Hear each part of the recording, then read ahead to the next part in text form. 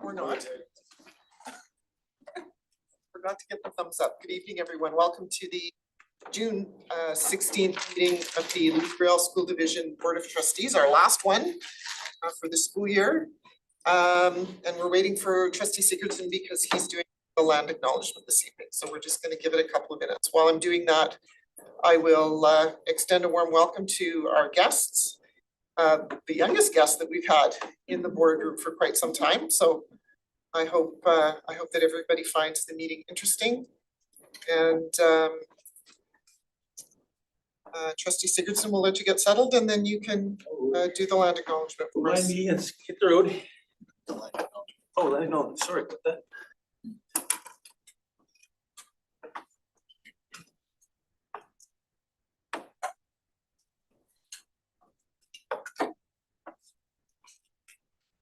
Louis-Riel School Division brings together a community of schools, traditional land of the Anishinaabe, Innuwak, and Dakota. Our division is located on the national homeland of the Red River Métis. We recognize that Manitoba is also the traditional land of the Anishinaabe and Dene.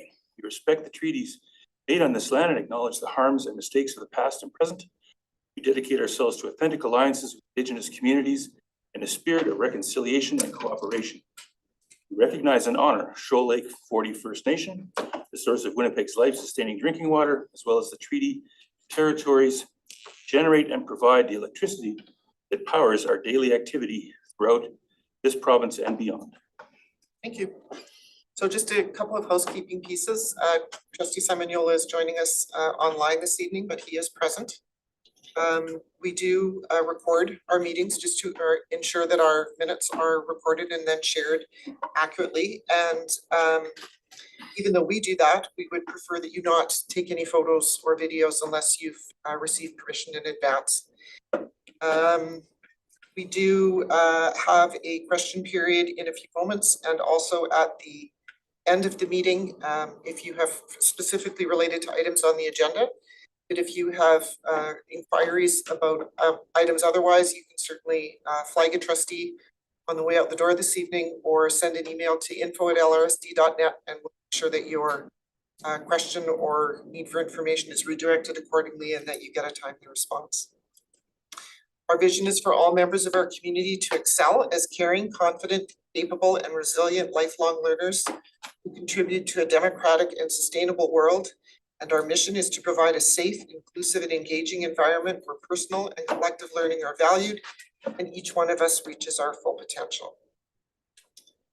The first item is to approve the agenda for our regular meeting this evening. I need a mover and seconder, please. Trustee Walker, Trustee Bjornson, all in favor? Any opposed? Second. Yep.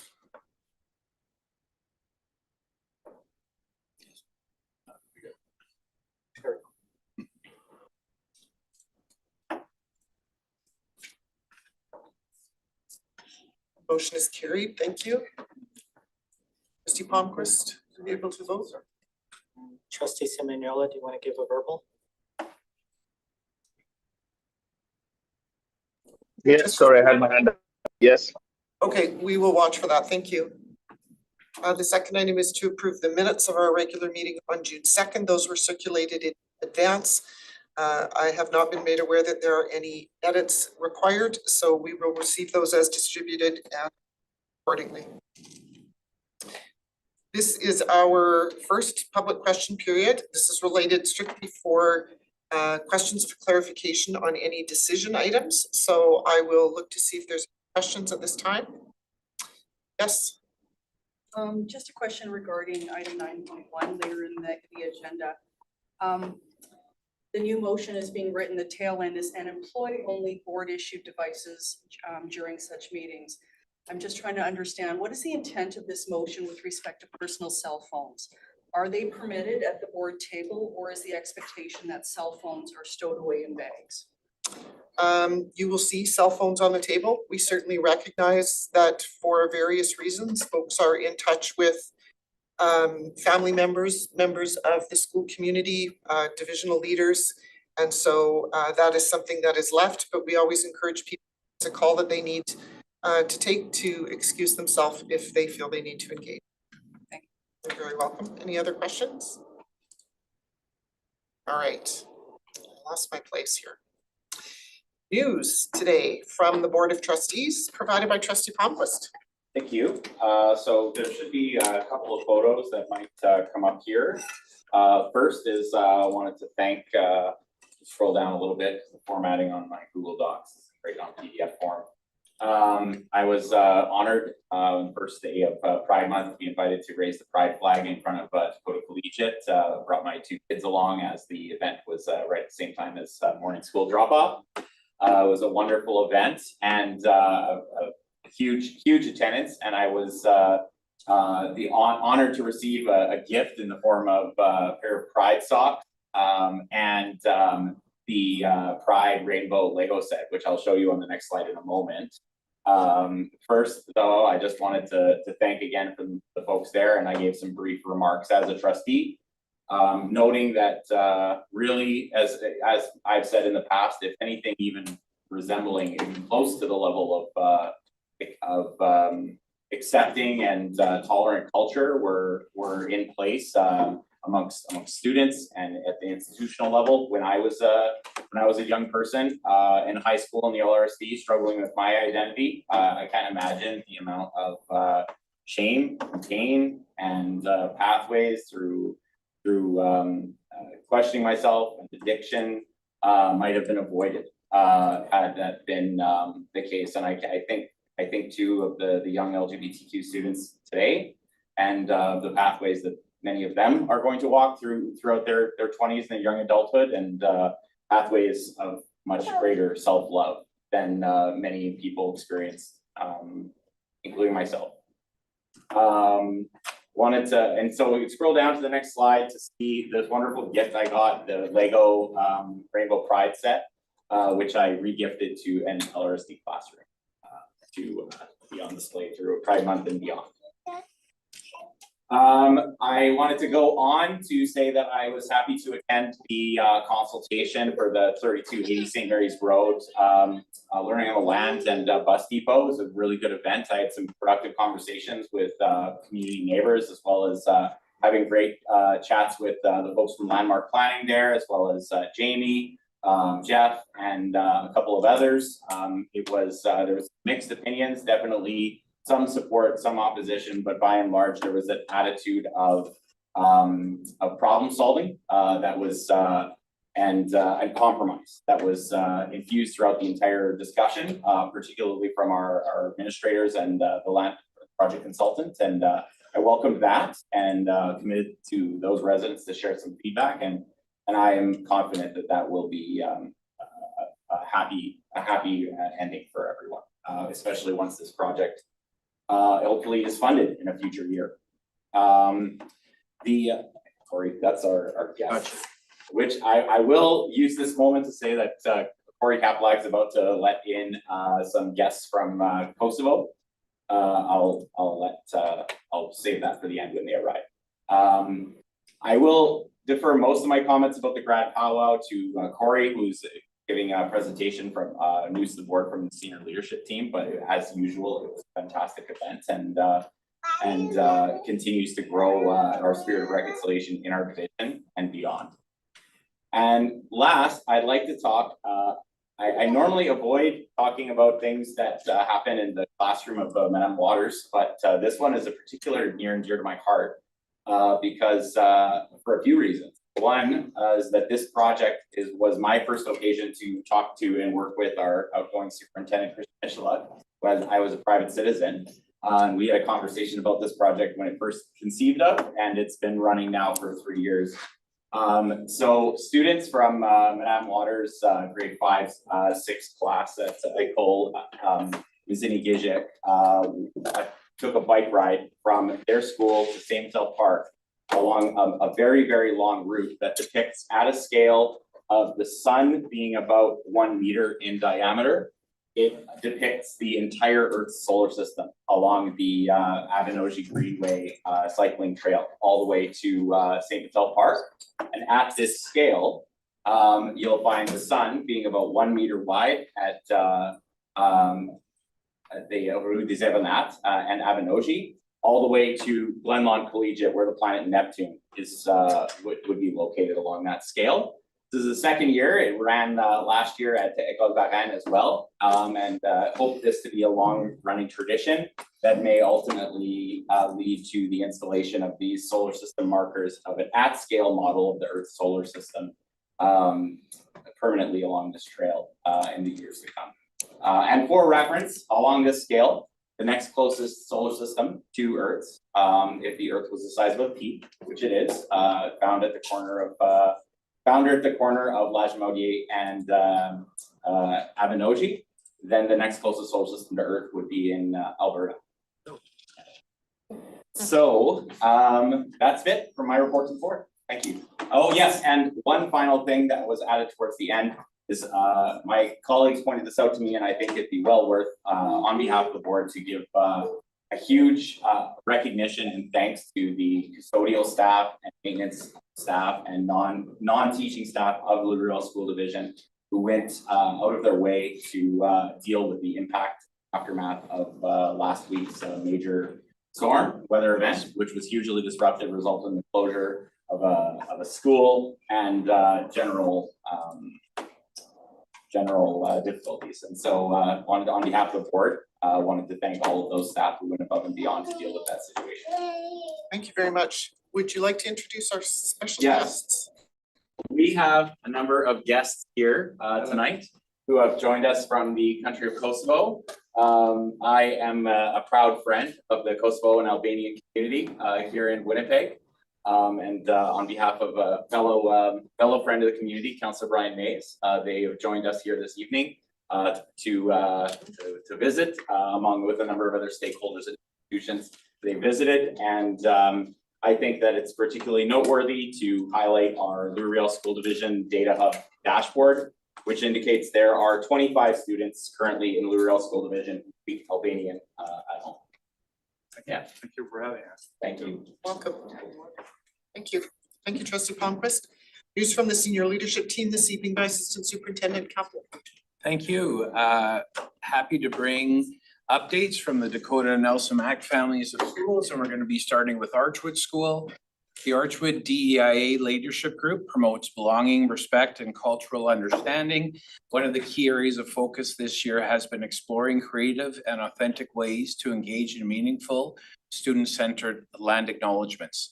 Students and teachers engaged with history, significance, and ongoing responsibilities connected to the land we live and learn on.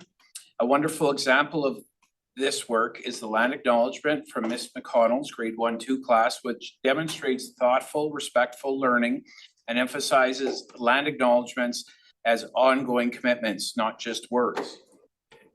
Through the leadership of the DEIA group, Archwood is fostering a culture where students are active participants in reconciliation and inclusive practices. This work supports their broader goal of building a school community where every voice is valued and where equity and respect are lived every day. On the next slide is a video.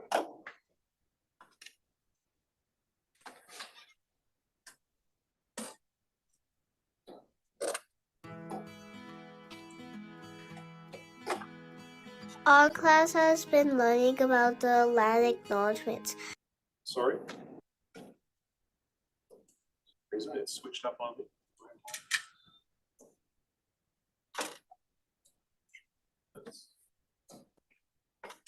Yeah.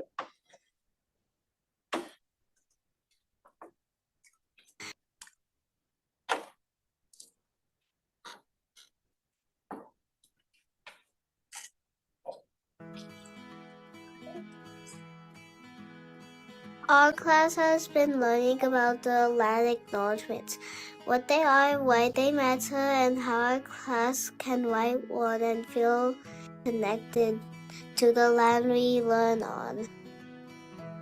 A land acknowledgement reminds us that we are guests on this land.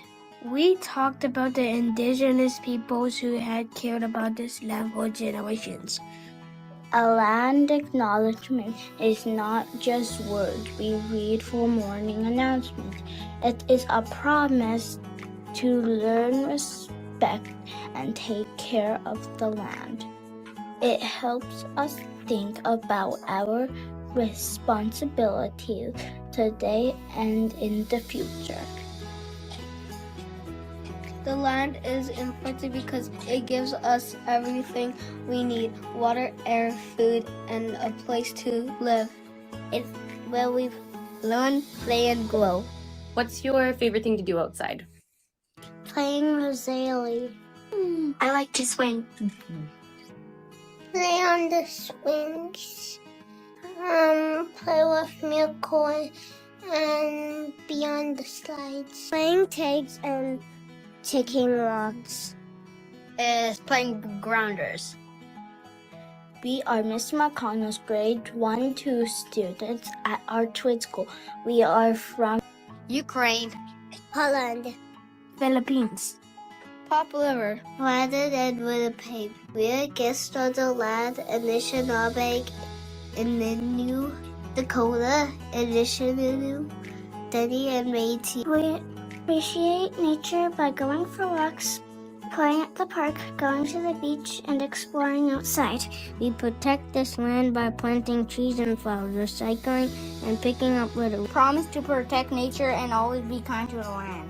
We will continue to learn about and celebrate the Indigenous people and traditions by reading books and listening to stories. We will honor and respect the Indigenous people that lived here before us. Thank you for listening to our land acknowledgements and learning with us. I'm so happy I get to live on Turtle Island.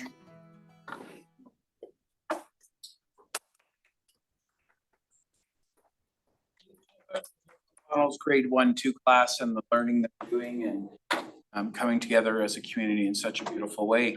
Next up is Dakota Collegiate, and this was the 5th annual Relay for Life at Dakota Collegiate, which was led by a student committee, Lancers for Change. They built leadership skills through monthly events to support various charities. To plan the main event, students formed 9 subcommittees and met weekly about this work. Their goal was to raise $20,000 this year and to reach $100,000 over 5 years. And they exceeded their goal by raising over $30,000, reaching $120,000 in total. This student-led initiative has been an incredible way for students to learn about leadership, event planning, marketing, sponsorship, collaboration, and teamwork. It was a strong example of successful student-led collaboration and impact. And on the next slide is just some pictures from the event. Thank you, Clark. And next up is the Darwin School mural. Local Métis artist Justine Peru created Darwin School's entrance mural to foster a welcoming, inclusive environment. The mural emphasizes the importance of connection to the land, community, and relationships. The roots symbolize growth, interconnectedness, and grounding in medicine wheel teachings. It also depicts balance and life cycles through elements of day and night. The river represents Treaty 1 waterways and our connection to place. Natural elements and animals create a space rooted in learning from the land. Aims to brighten the school and create an environment where students, families, and staff feel welcomed when entering school. This project highlights schools as spaces not only for learning, but also for nurturing identity, relationships, and understanding. And on the next slide, Clark, is some beautiful pictures of the mural.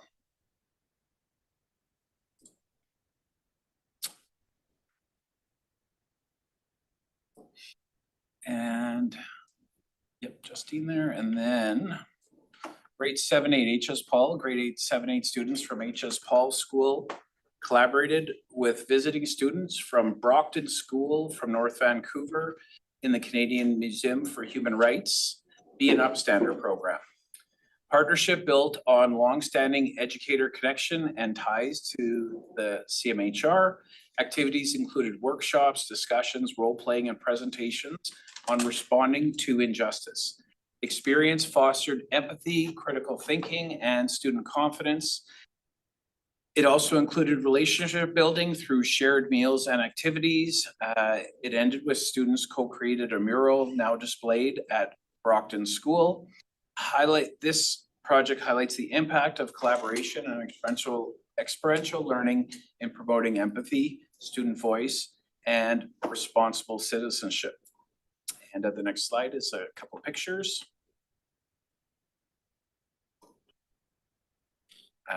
HS Paul also hosted a K-8 Exploration Day on May 27th with support from a $2,000 Manitoba Association of Middle Years Educators grant. This K-8 school-wide initiative engaged teachers in designing and facilitating a wide range of student interest-driven activities to promote community building, multiple intelligences, and curricular connections. Students participated in STEM, arts, athletics, mindfulness, and technology-based explorations, and the event reflected strong alignment with divisional goals around student voice, inclusive practices, and innovative instruction, while fostering high levels of engagement and collaboration across the community. And next slide has a couple more pictures. One more from HS Paul here. 16 HS Paul students participated in the Upstander Showcase. The national initiative focused on human rights education action with themes of equity, inclusion, and social justice. Students presented their learning in a public setting, and participation in this event reflected the school's ongoing commitment to engaging students in meaningful real-world learning that promotes empathy, awareness, and active citizenship. Way to go, HS Paul. And finally, we have Hastings School. During the month of June, the school has been learning about Hastings, the Matsuwin, which means Hastings way of life in Anishinaabe-Moan. They are learning about creating how students and staff live out culture and pride through the collective identity at Hastings. Activities to celebrate the diverse community include opening and closing assemblies. They had a mini World Cup, highlighted students' diverse backgrounds, teacher stats, hockey cards, identity games, cultural displays, and dance rehearsals. And Highbury School is advancing divisional goals through Indigenous education, engagement, and community partnerships with a focus on truth and reconciliation through collaboration with the Indigenous education team. Grade 5-6 students participated in a weekly drumming program grounded in teachings. Students learned the cultural significance of drumming, respect for the drum, and the role of song in community. They practice and perform the bear song, Wawate, and the turtle song, building skill and confidence in drumming and singing. And the program promoted strong engagement through experiential art-based learning, which connected students to culture, identity, and community. And this is the last one from Highbury School. Further advanced MYSP priorities through strong community engagement and partnership. A drumming program came together with community feasts linked to the parent-teacher conferences where grade 5-6 students showcased learning by recording drumming songs for families and communities. Again, these students demonstrated a commitment to inclusive, culturally responsive education centered on Indigenous. Great. Very much. Thank you very much to both of you for bringing news this evening and sharing some of the amazing things that are going on in our schools. Props to all of you and to the students and staff that have made it so. Oh, Trustee Sigurdsson. Oh, yes, I just want to thank Assistant Superintendent Kapelik for pointing out again the Darwin mural and how beautiful that is. It's a wonderful mural, but I just wanted to thank our friend City Councilor Brian Mays who provided the funding for that. Thanks very much. All right, item number 5, we have 2 presentations to the board this evening, so I will turn to the superintendent to set that up. This one up. The first presentation this evening is coming to us from Megan, who will welcome the team. and share about this program that's been a part of our journey for many years in LRSD. Good evening, everyone. I'm delighted to be here tonight to introduce some really important people who are doing really important things in our classrooms. And we have Carrie Bush here today who's going to lead us through the presentation. Carrie is on the school and classroom support team. And as part of her work, she oversees the Roots of Empathy program that is running in a number of our schools. This is longstanding programming that we've been able to be a part of over the years in LRSD. So I'm very excited to introduce her. And you are very soon going to meet one of our youngest teachers in school division, baby Lily. Welcome, Carrie.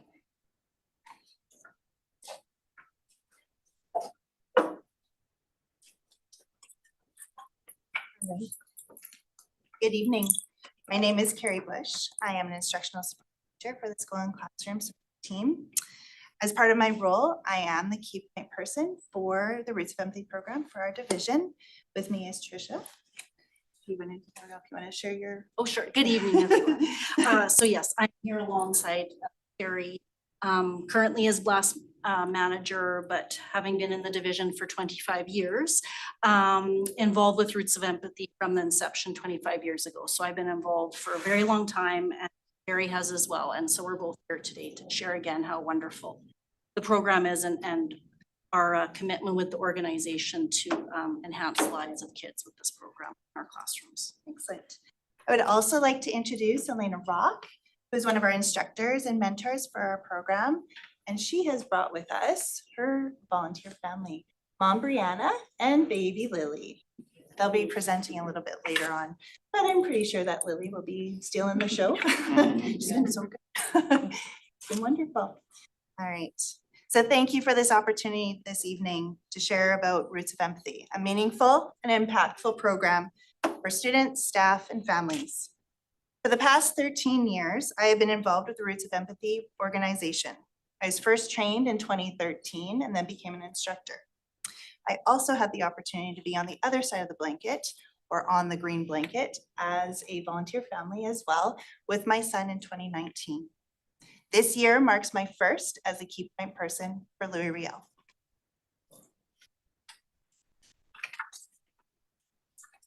Roots of Empathy. I'm sorry. That's okay. Roots of Empathy is an international evidence-based classroom program that fosters empathy in children aged 5 through 13. In Canada, the program is delivered in both English and in French, reaching students in rural, urban, remote, and Indigenous communities. Louis Riel School Division has been proud to be a part of the Roots of Empathy program since 2002.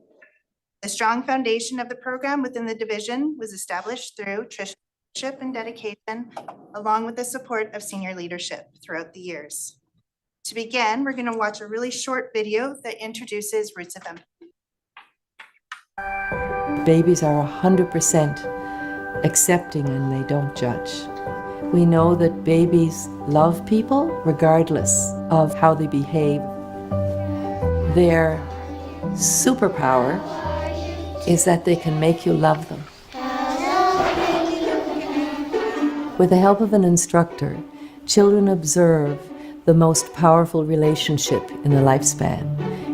The research calls it the attachment relationship between a parent and a baby. And the children spend time every month with that baby from the time the baby's 2 months old right to the end of school. And they study that baby. They learn about what the baby's feeling. The children fall in love with the baby and they learn a lot about love from the baby and they learn about all their feelings. And then they learn how to have those same feelings for other people. Children are the citizens, the parents, and the leaders of tomorrow. And if we want them to grow up, to be healthy, to be mentally well, to be empathic, we need to start today because they will change the world.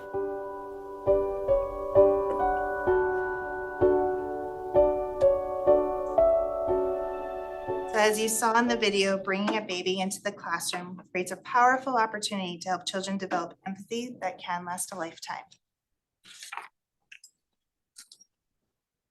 Got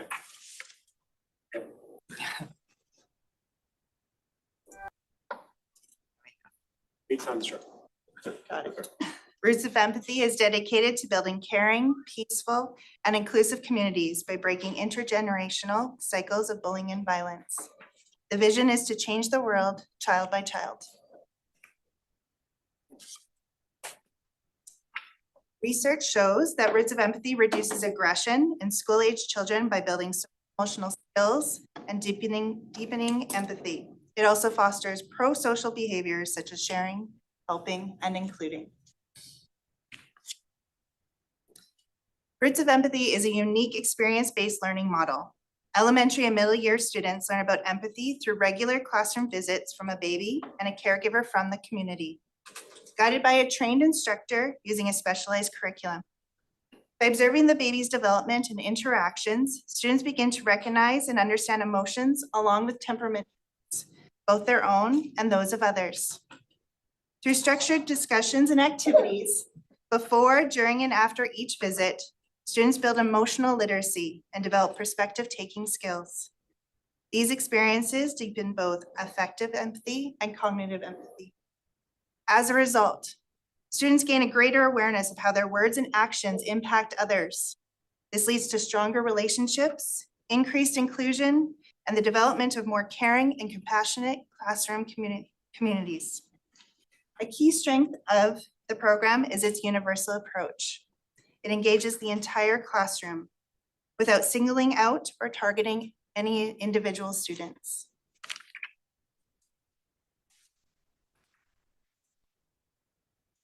In 1996, Mary Gordon founded the Roots of Empathy program. It became a charitable, not-for-profit organization in 2000. Since its inception, Roots of Empathy has reached over 1.2 million children globally.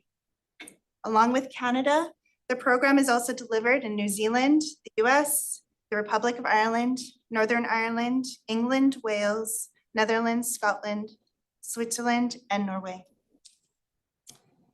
In the Louis Riel School Division, we are proudly delivered Roots of Empathy for over 23 years.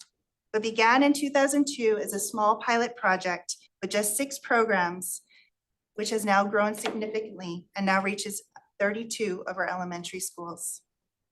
Since its launch, the division has delivered 545 programs, impacting over 11,500 students. Louis Riel School Division leads Manitoba with the highest number of instructors, programs, and mentors, an achievement we are really proud of. So I'm going to talk about Seeds of Empathy. Who's heard of Seeds of Empathy? A lot of people haven't necessarily, right? Seeds of Empathy is a program for 3 to 5-year-olds designed to foster social and emotional competence and early literacy skills and attitudes. It is often referred to as the younger sibling of Roots of Empathy. The Seeds of Empathy program provides children in childcare, nursery, preschool, and now our family centers with the opportunity to learn and experience empathy through emotional literacy activities and the monthly visit with the parent and baby when they gather around a lavender blanket. As you can see the color scheme, yes. So next slide, please. I will give you a quick snapshot of the history of Seeds of Empathy in Manitoba and more importantly, in the Riel School Division. So the Seeds of Empathy program is newer and falls under the Roots of Empathy umbrella. And it was introduced 16 years ago in Manitoba under funding from Healthy Child, intended for a target audience of childcare. In LRSD, we work with children aged 3 to 5 in our family centers. So in 2016, we explored the possibility of implementing Seeds of Empathy in that setting. In collaboration with the Roots of Empathy organization, we were able to pilot the program in one of our family centers in 2016. So that year, Colleen and Suzanne, the family center staff at Lavallee School, and myself attended the training that spring, and it was piloted there in 2016 and 17. Seeds of Empathy has continued there as possible since then. In 2020, all Seeds of Empathy programs were paused due to the pandemic and funding changes, but was quickly reintroduced 2 years later under grant funding from Manitoba Education and Early Childhood Learning. In late 2023, when I was asked to take over the Family Center portfolio from Marlene Murray to support and serve our Family Center staff, I knew we needed to look into Seeds of Empathy in our family centers. So by fall 2024, we collaborated with the Roots of Empathy organization to have all of our family center teams trained to support the delivery of this program in their centers.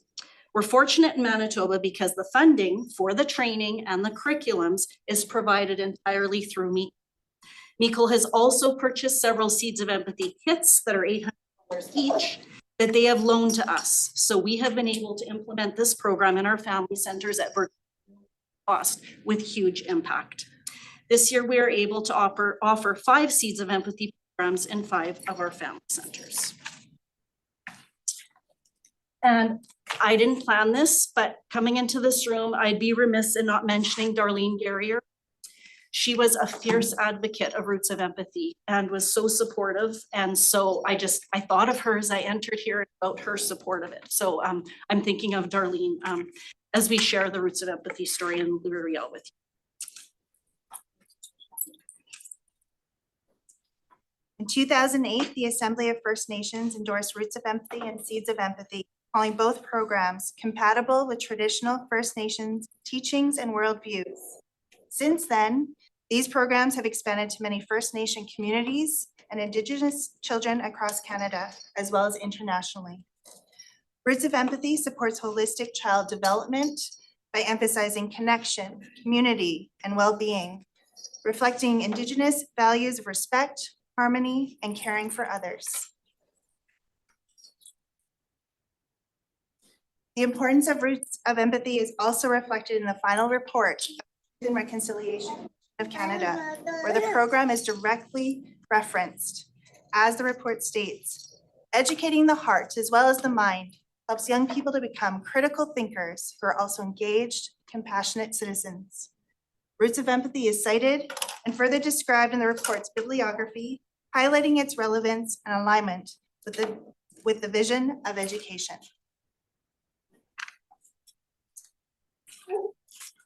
It also supports Manitoba's mental health promotion in schools.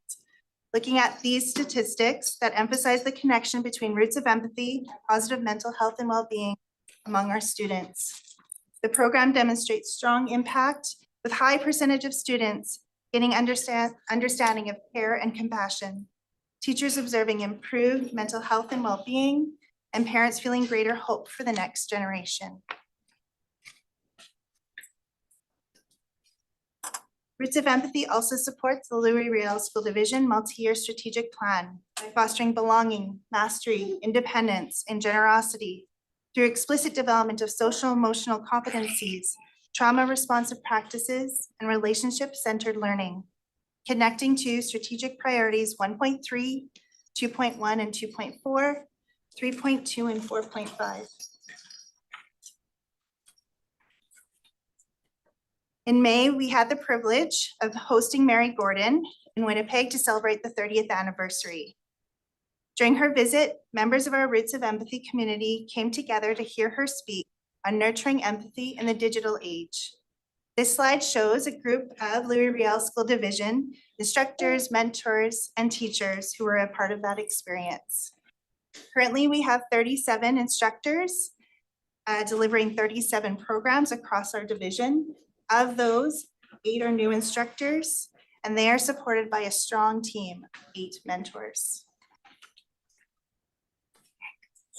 And at the heart of our program is an infant who is a teacher and a parent from the community. And as you can see, baby Lily is wearing the t-shirt which babies wear to each visit that says teacher, so that the children understand and know that the baby is a teacher during that time. So now I'd like to introduce Brianna to come and share her experience of Roots of Empathy and why she decided to participate. Hi. I heard of Roots of Empathy through a friend at a different mom's play group that we go to on Tuesdays. And she had realized that we had a baby in May and said we would be perfect for it. I got in touch with Elena and she kind of explained it to us about the importance of Roots of Empathy and teaching the kids about empathy and watching a child grow and develop over a year. And we just got really excited about it. I know, do you want to go? You can go say hi. The class, she's a little Miss Attitude. Oh, yes, attachment. The classroom that we were in was absolutely incredible. The kids all loved Lily. Lily loved watching each and every one of them as they would try and interact with her. It easily became the highlight of our month. And watching them get to see her grow, I know. It was just something special.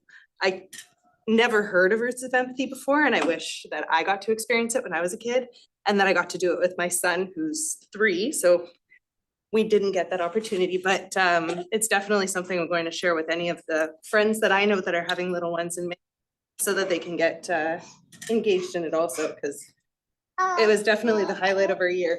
And the kids in their little, this last month, they drew pictures and wrote out the important things about baby. It's gonna make me tear up because it was the cutest thing ever. And it's gonna be something that we cherish for life. Thank you. Thank you so much. Thank you.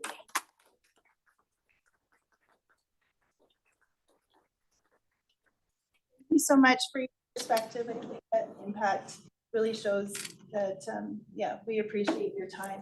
Baby Lily coming. I just also want to share, I had the opportunity to be a part of the celebration last week.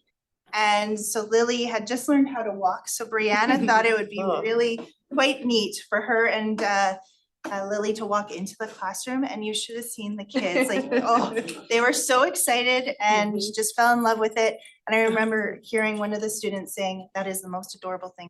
So I know that she was really a part of that classroom community, so thank you for that opportunity. Of course. Thank you. All right, speaking of impact, just to better understand the program's impact, instructors, classroom teachers, and families are invited to share their feedback. This feedback is compiled into the annual program evaluation report for each region. I'd like to highlight that 2025 report, which includes many reflections from within our own division, featuring 15 quotes from LRSD staff and students. I'll share a few of those voices with you today and encourage you to take some time to explore the full report. So when asked about the impact of the Roots of Empathy program, a classroom teacher offered this. Through observing the baby and discussing emotions, students learn to recognize and name their own feelings, as well as understand the feelings of others. I've also noticed that it helps build a stronger sense of classroom community. The shared experience of watching the baby grow and talking openly about empathy and emotions brings students closer together and creates a more supportive environment for everyone. In short, Roots of Empathy nurtures not only their minds, but their hearts, and that has a lasting impact. And this was a quote from some grade 5 students within our division. It can teach people to show kindness, respect, and empathy, to be kinder, even when it's hard, and that just like being kind to babies, we should be kind to everyone. So from emotional literacy to human connection, Roots of Empathy shows how small moments in the classroom create lasting impact. We're going to end with a short video that brings this impact to life around the world.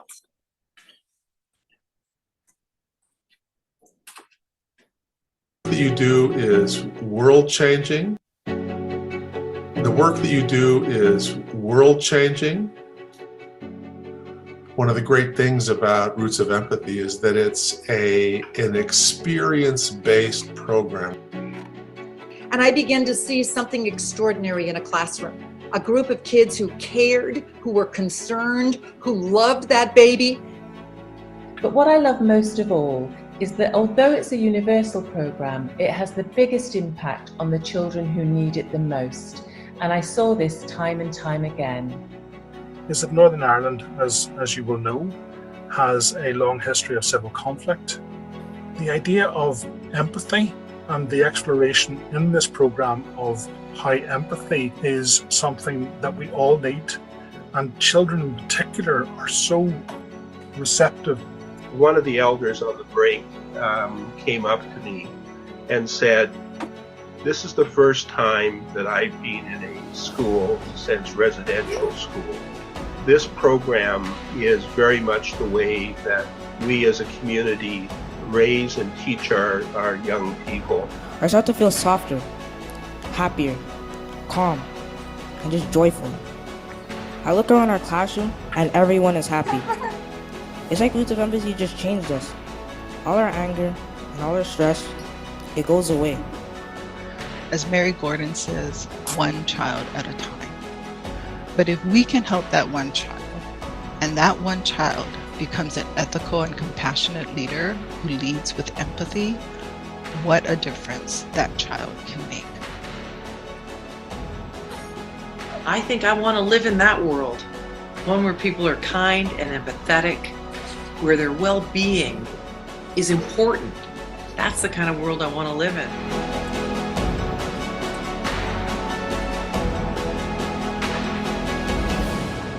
Thank you for the opportunity to share about this amazing program. If you know of any 2-month to 4-month in the fall, please share about this opportunity or send your information my way. On a personal note, it's been a real pleasure working with our instructors, mentors, families, and future students like Lily. You can visit the website or social media for more information. We appreciate your time and thank you. Thank you.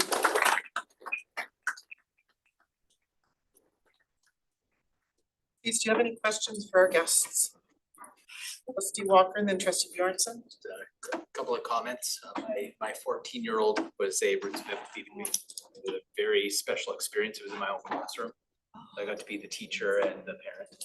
We just wrapped up Roots of Empathy in the classroom again this year with one of my students' little brothers. And it was really neat to have, you know, one of my students being connected with her mom and little baby brother, and her other brother would be in the classroom playing with Lego in the corner. So it's just neat to be able to bring up family into the classroom, make those connections. Thank you. Thank you for the work you're doing. It's really, Trustee Bjornson. Yes, thanks for the presentation. When you, on the slide deck that there was the annual report, is that condition of funding that it's submitted to the province, and is ongoing research about the impacts of the program right now? There is research, yeah, and on the website from Roots of Empathy, there's a Manitoba tab. Very good. And is the research somebody local who's involved in that research, or? That's a good question. Do you know the answer? Is it local or is it on the? Well, it's Research there's Advisory worldwide Board? research, but in the beginning, Manitoba was where this long study formed the basis of a lot of the evidence-based. Dr. Santos? Yes, exactly. Yep. And that's all there. And yeah, people continue to research it and show. All right, I'd be curious to see with the gap with pandemic, what that research might tell us in a couple of years. Really appreciate the presentation. Fabulous program. And when I go home, my wife will know I saw an absolutely adorable child. Bring a certain glow home. That is the case. Thank You you. did steal the show. Any other questions? Good. Yeah, okay. All right. Well, thank you again for joining us, and to Lily for really brightening up the room. We don't often get such young people in the board office, or the boardroom rather. So that's a bonus, definitely. So be well, everybody. Thank you. Thank you. Our second presentation today is from members of the Divisional Gender Sexuality Alliance, and I will go through the superintendent to Assistant Superintendent Pavlik to introduce these folks. Excuse me. Thank you. I had the honor and privilege of working alongside the GSA Leadership Committee, and that represented teachers, EAs, and other staff who lead this work within their school. And today I am happy to have people from like one of my favorite high schools ever here. And so we have Adam Angel, who's here. He's a teacher from Nelson McIntyre Collegiate. Adam was also a huge part of leadership in that group that was very noticed. So thank you so much for Adam. And Kim, of course, is here, and Eric Gagnon, the principal. And I'm also going to welcome Tavian, who's a grade 12 student. So the floor is yours.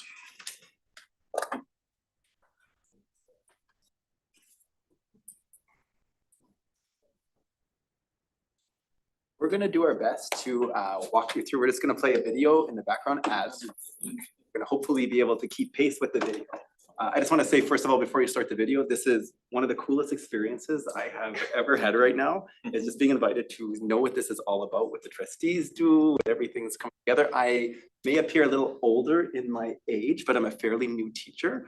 And it's cool for me just to see like one of my mentors here and who got me involved in the Thailand exchange. And just, I don't know, it's a very cool experience for myself to experience this. So without further ado, let's just press play and we will do the best to explain exactly what we have done this year at RGS.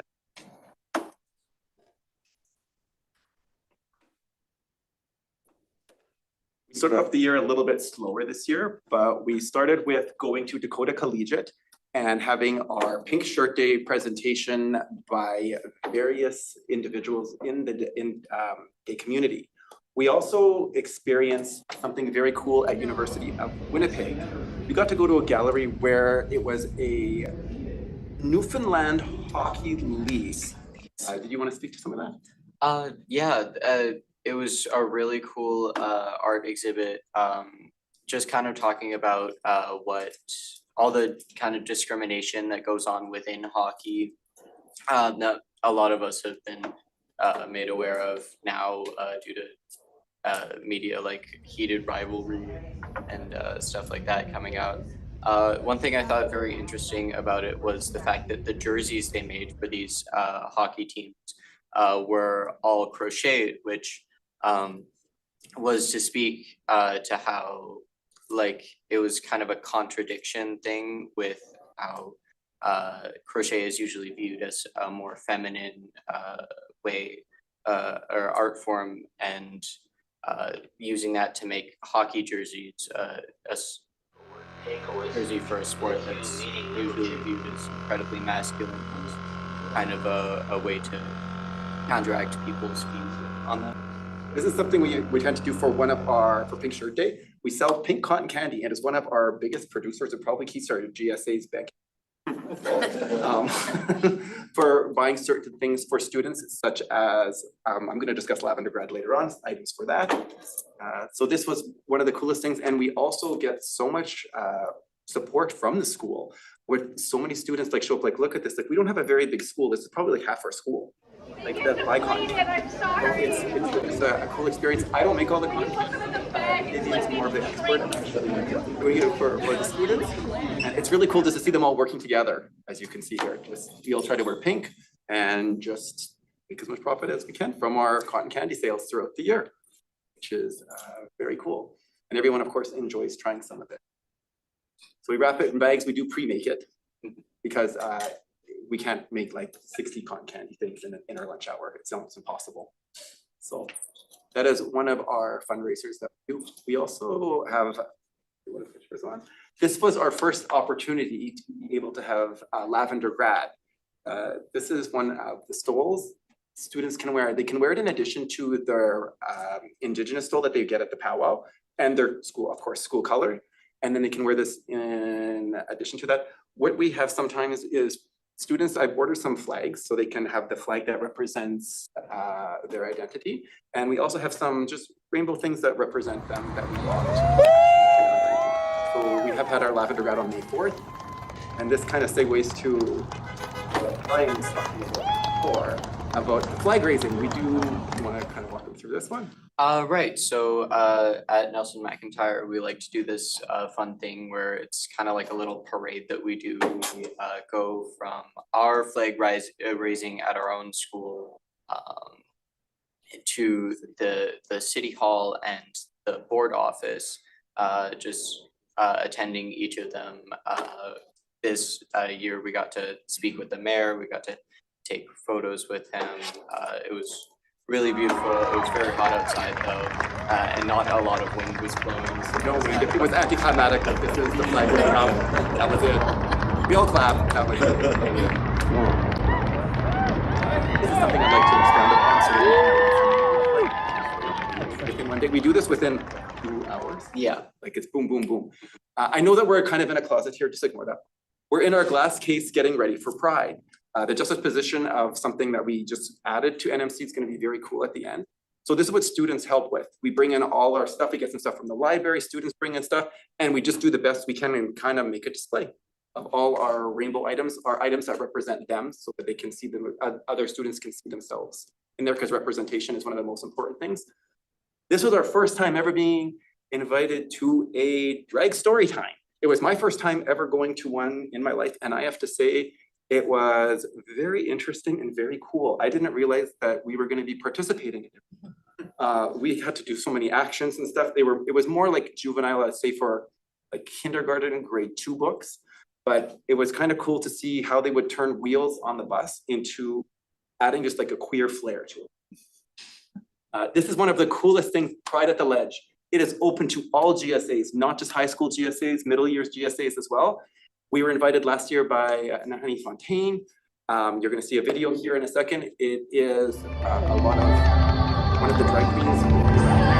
And this is one of our students spending this drag queen did an amazing job.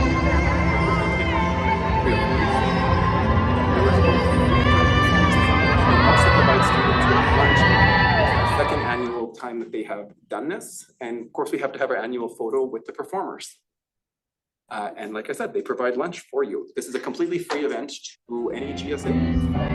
We also got to meet some of my students. There's one singing there. We went to Pride this year, kind of together. And it was really kind of cool just to see all the students participating in various events throughout Pride. This is Rainbow Harmony. It's a queer youth choir for, I think it's like 13 to 17. And I was actually had a booth at the Forks set up at Pride. Students came by and played some games and won some prizes. And I just, that was just, of course, we're gonna end with, I like to go behind our beautiful LRSD band. So I know we only sing the same like 2 or 3 songs, but it's a lot of fun. We always come up with actions. And this is one of our murals. Just completed at our school last year. I just like the juxtaposition here between the booth, our display case and the new mural. The mural last June, I think there's 400 pieces to it, 500 pieces to it. Each student created a square about this big, and they got to paint anything that they need to thrive in the school environment. So it was various things from academic items to items of recreational natures, to items of sports, making personal connections. It was really cool to see it all come together, and in the background, just shadows of students popped out as we put them together. So it took a year almost for this to be hung up, with very good reason. The mural was done, but it went on like a traveling ceremony. It kept winning awards for certain individuals who helped make this possible. So they took the mural and went to University of Manitoba, University of Winnipeg, and the Human Rights Museum. So it had a little, kept going to Kim, like almost, we're almost there, but it just won another award for creativity. So I think we're gonna get it in March, after spring break. And then we have to wait for a big sheet of plexiglass because we wanted to make sure it was covered. But I just think it's so cool that you can see our display case, and you can see that, and this has a whole thrive scene. So I think that was kind of cool. Do you have anything to add? Only that it was like just a really cool experience. We got to work with a wonderful artist. Yeah, well, it's my partner who actually put this together from University of Manitoba. Him and his research assistants, this is part of his job. He has created, I think this is like his 10th mural. He's actually in Brazil creating one right now, which is very cool. Yeah, it's just really cool getting to work on that project, and especially seeing it hung up in the foyer. It was just really, really awesome seeing all that, those tiny little squares that we were making being put into that big frame. It's gonna be there for you to visit whenever you come back to visit after you graduate. I also wanted to say that we also get together at the board office, at the other board office. Was it 3 or 4 times this year? I think it was 4, right? I think it was 4 times. And one of the times that we get together, we divide middle years and high schools, and all the high schools, we get together and we just have an afternoon of various activities, creating the stoles and just getting the students to interact with one another from different schools in a safe, kind of queer-friendly environment. So if anyone has any questions, that is our presentation. Thank you very much.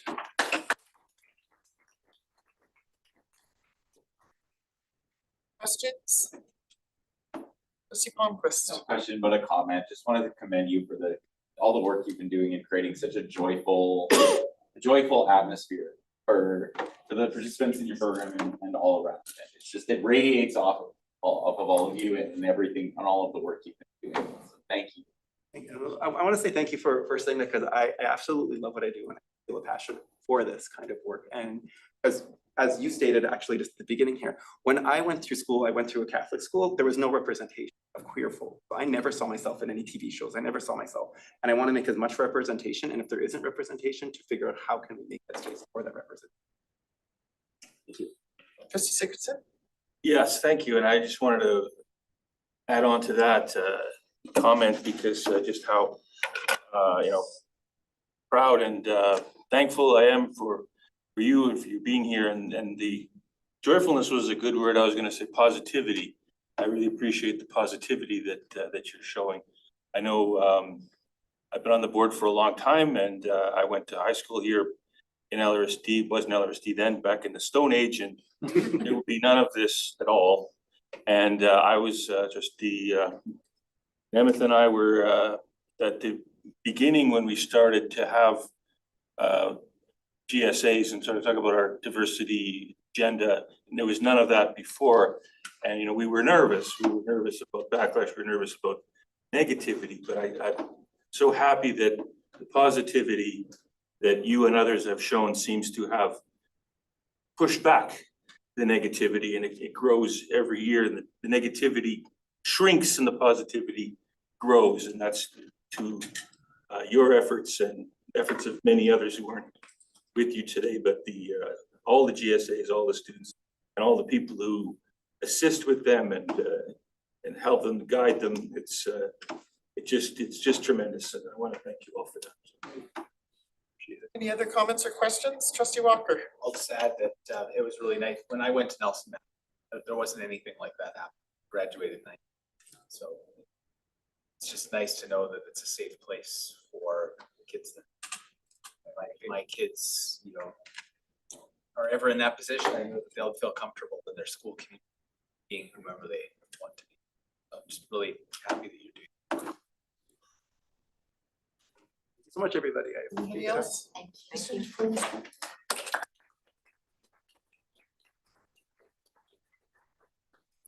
Yes, we thank you, Tavian and Adam and Kim. It's nice to see you. And Adam, glad your first visit to the boardroom was its own special brand of joy. So you're welcome back anytime. Be well, folks. Trustee Palmquist? Point of order, our guests, this evening won't be able to stay the full evening, but I learned that they have brought a gift for the board, for the division. I wanted to particularly recognize them by name and conduct a proper introduction. In particular, in the middle, Asman Banjaku, he's the Director of Education in the city of Kachniku. He's the superintendent of the school division there in his community. And as well as Arian Taneshka, the Director of Public Services in the same city. And then probably most closest to my heart is Ajan Haydn, who is a leader of the Albanian community here in Winnipeg and the Blue Riel School Division resident and former parent. And so before they have to go this evening, and they're going to participate in much more event at our meeting as possible, I thought a brief impromptu recognition of that and receipt of that would be appropriate. Thank you. So thank you. And for this, this token to him, as a sign of embracing our community students and children to your schools, and thanking you for the support you have given from my country and my people. throughout the history since 1999. Thank you very much. Yes. You're very welcome.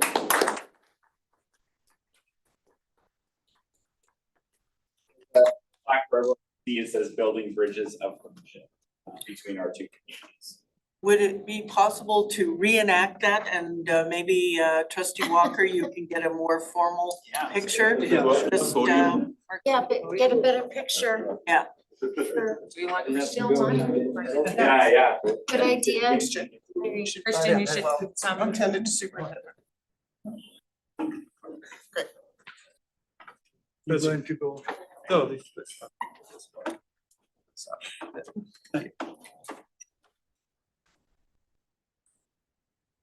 See him over the podium? Thank you.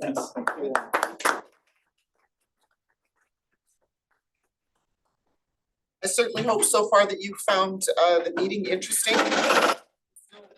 Getting to the work of it now, so I hope it keeps your attention, and I'm not sure what time you have to leave, but thank you for joining us, and we wish you safe travels home.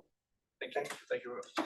Item 6 under finance and audit, tenders, and to the secretary treasurer. Thank you very much. And presenting to the board today is a report for our tenders over $100,000. We have 8 capital and operating tenders that were issued between the last report, which was in May 2025 to today. And so this includes boiler replacements, mechanical systems, network equipment and licensing, air conditioning units, building upgrades, and custodial supplies. Trustees, questions on this information that's been brought forward? Trustee Walker? Just a comment that I've been hearing from many families that they come to Monache about how much they're enjoying here. It's money well spent. The next items are staffing related for the superintendent to speak to, so I'm gonna scroll down and perhaps find one that doesn't have his name attached, and there are none. So we'll wait till he comes back. I'm gonna move to item number 8, which is chair information to the board, and I wanted to take the opportunity to share some photos that were taken at the Pride Parade on June 7th. Trustee Walker was also there representing the board, and Assistant Superintendent Kaplick, who I think you can see in the bus on the right-hand side, and Assistant Superintendent Gunther, who walked the way as well, and just a real feeling of love in the air. I think there's a couple more photos showing the group, and of course that the Dakota Pep Band was already referenced. They did not play YMCA as part of the repertoire this year.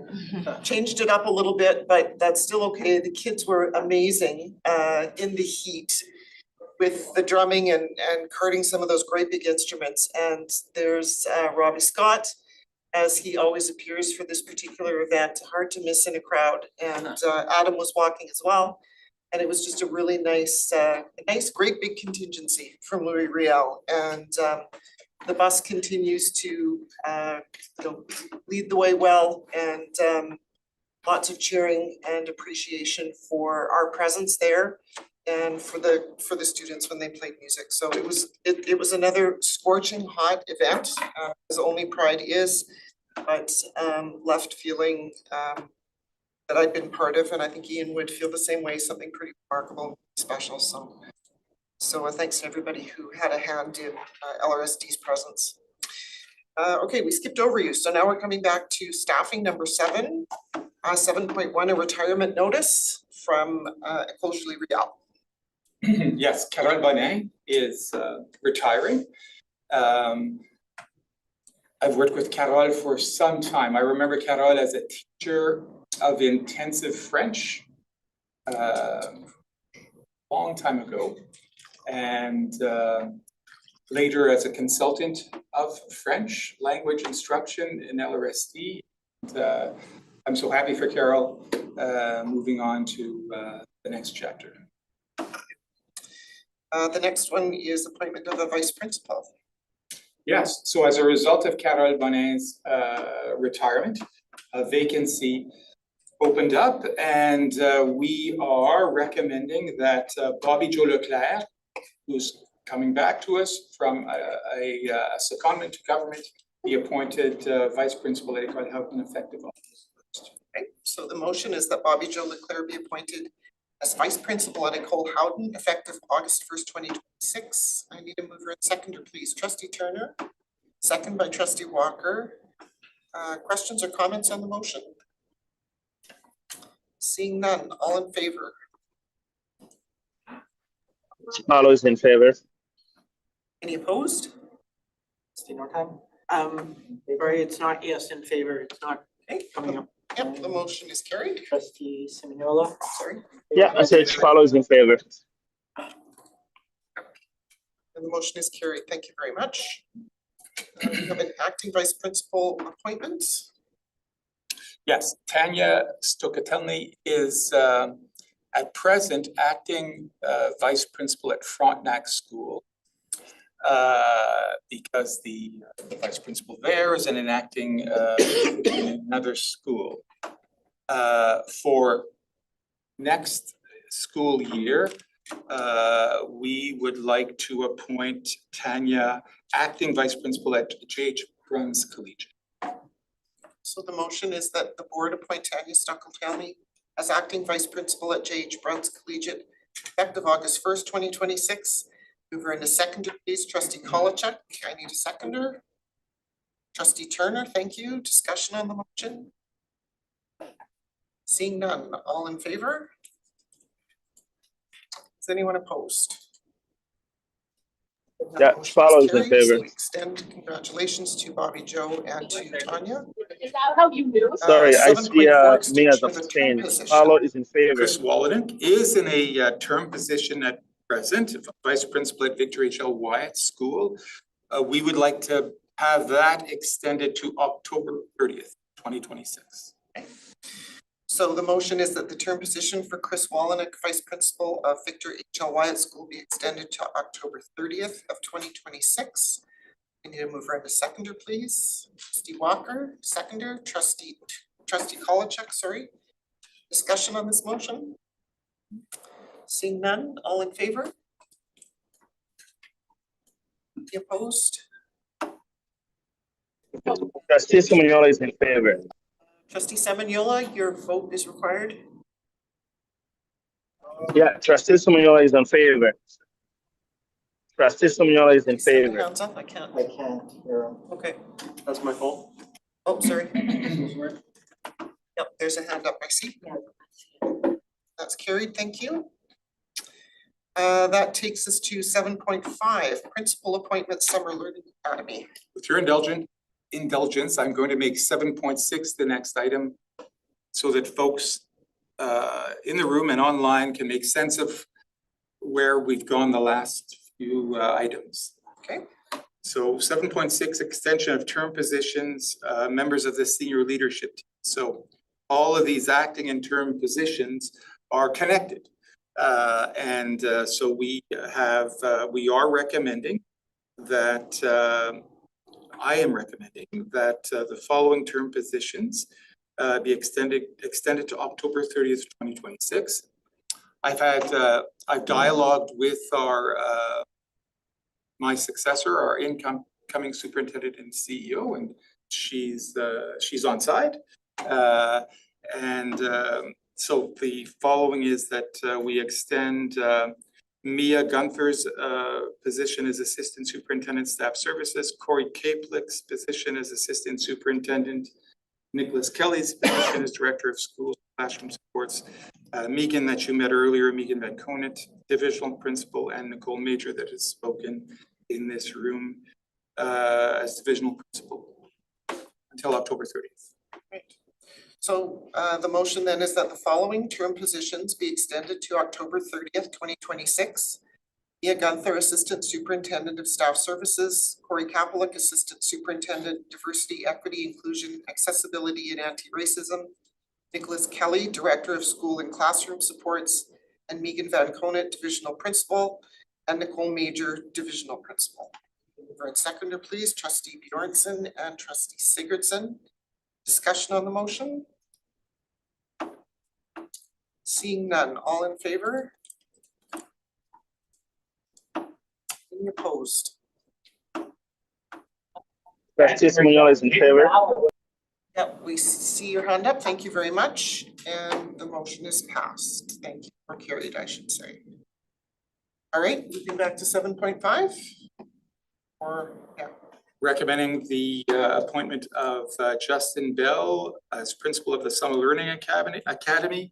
That's a middle school academy from July 2nd to July 24th. Through word of mouth, lots of interest in the community, and now we'll start publicizing this opportunity for families. Great. So the motion is that Justin Bell be appointed as principal of the Summer Learning Academy from July 2nd to July 24th, 2026. A mover and seconder, please. Trustee Walker, thank you. I second. Trustee Simoniola is seconding. Thank you. Discussion on this motion? Seeing none, all those in favor? Any opposed? And Trustee Bjornson, I don't. Trustee Bjornson, you're. It's finicky. It's finicky, Yes. okay. Okay, I got it. And the motion is carried, thank you. All right, we did number 8 previously, so that takes us to senior leadership team to the board, beginning with the full day everyday kindergarten annual report. Thanks for having me here this evening. I know there's some names up on the screen. They were with us last year, our full day kindergarten teachers, and I'm wishing I had brought some grade 1 teachers with me because I at least had some people last year to share this wonderful story. We've decided to focus this year on surveying our grade 1 teachers to get an idea of where we're at after year 1 of all kindergarten classrooms in the school division having full day K. When we're talking about full day K and the transition to grade 1, I would like you to think of that little wonderful baby Lily that was roaming around here and her 3-year-old brother that will be coming into kindergarten, I'm sure before the mom knows it. It's gonna be very quick to happen. Spoiler alert, what I'm gonna share tonight is that there's been a positive impact on grade 1 transition, especially in routine, stamina, literacy, readiness, belonging, and early identification of student needs. While teacher feedback also makes clear that class composition, staffing, and implementation quality continue to shape the outcome. So all the trustees have the slide deck included in the package if you want to follow along on your screen. And some of the comments you're going to find repetitive, but it's on purpose because it's really important that everybody in this room understands the impact that full day K is making and where we're hearing that from. And that's coming from our grade 1 teachers. So we surveyed our grade 1 teachers this year in the spring. This perspective I think is very important because our grade 1 teachers are in that unique position to see firsthand how students transition from kindergarten to grade 1. This year being particularly important because it's the first full cohort of kids that had full day kindergarten. Tonight I'm going to share what we heard from teachers across the English and French immersion programs, including what's working well, where experiences are more mixed, and what this suggests moving forward. So the survey really focused on six to 7 different areas: readiness, routines, literacy, belonging, learning needs, and teacher experience. Survey snapshots, we had 66 responses in total, and that covered all of our elementary schools on the English side, as well as our French immersion schools. When asked about the overall impact of full day kindergarten on their experience teaching this grade 1 cohort, 71% of the respondents agreed or strongly agree that the impact has been positive. I think what's really important about the number of folks that responded is it was really important for them to tease out if they taught kids in grade 1 from half day kindergarten, as well as our several schools that have piloted full day kindergarten. And out of the 66 teachers that we surveyed, 58 of them have worked in grade 1 and taught grade 1 long enough to have both taught kids from the half day cohort as well as the full day cohort. So that's an 88% of our teachers that have had that experience, which is a bit of an anomaly when you're surveying a random group of 1 grade level teachers. At the same time, we did see a group of teachers selecting neutral and a very small number indicating negative perceptions, which is an important context and something I'm going to return to later on. Overall, this gives us a strong and balanced data set and reflects a range of experiences while still showing a clear positive trend. The overall positive trend, the number 71, you're going to hear me say over and over and over again. 71% of grade 1 teachers report that full day kindergarten positively impacted their teaching experience. You can see just a colorful breakdown of strongly agree, neutral, disagree, or no difference. You can move on to the next one, Clark. the strongest message from the grade one teachers around full day kindergartens that it is helping students arrive in grade one. So not only academically, but socially and organizationally. Teachers are seeing smoother transitions, stronger foundations for literacy, and earlier clarity about how to support learners. So if you look at the left-hand side, and you can see the graph that goes along with it, the strongest message from teachers is that students are more ready for the demands of school. So in particular, we see very strong agreement that students are more ready for structured literacy instruction, which is near and dear to our heart in LRSD. They're able to adapt more quickly to grade one expectations, and that their learning needs and strengths are made clearer earlier. So we have a full day in kindergarten with them. We have lots more eyeballs on them. We have more time for clinicians to spend with them, classroom teachers with them. And the sooner we can identify kids that might be struggling at that early age, the sooner we can put in interventions that will help out in the long run. Teachers also reported a stronger sense of belonging in the school, along with greater familiarity with routines and expectations.